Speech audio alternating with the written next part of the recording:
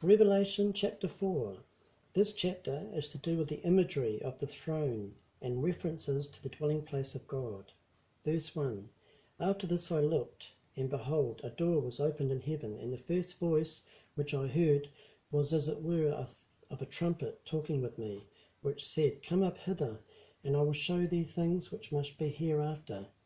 So John is still in heaven, and is shown things that must still come to pass in the future. Verse 2. And immediately I was in the Spirit, and behold, a throne was set in heaven, and one sat on the throne. And he that sat was to look upon like a jasper and a sardine stone, and there was a rainbow round about the throne, and the sight like unto an emerald. And around about the throne, in verse 4, were 24 seats, and upon the seats I saw 24 elders sitting, clothed in white raiment, and they had on their heads crowns of gold. Verse 5. And out of the throne proceeded lightnings and thunderings and voices, and there were 7 lamps of fire burning before the throne, which are the 7 spirits of God.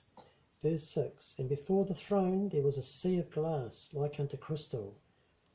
Now the sea of glass, here is a picture of God's amazingly powerful throne with thunderings and lightnings, and yet in front of him is a picture of perfect calmness and peace.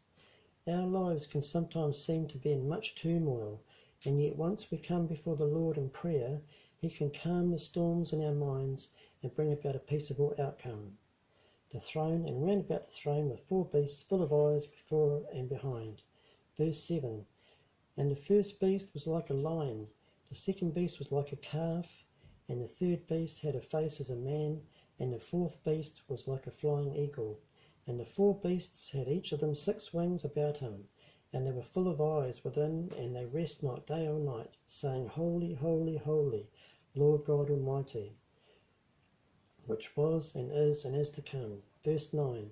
And when those beasts give glory and honour and thanks to him that sat on the throne, who lives forever and ever, the 24 elders fall down before him that sat on the throne, and worship him that liveth forever and ever, and cast their crowns before the throne, saying, Thou art worthy, O Lord, to receive glory and honour and power, for thou hast created all things, and for thy pleasure they are and were created.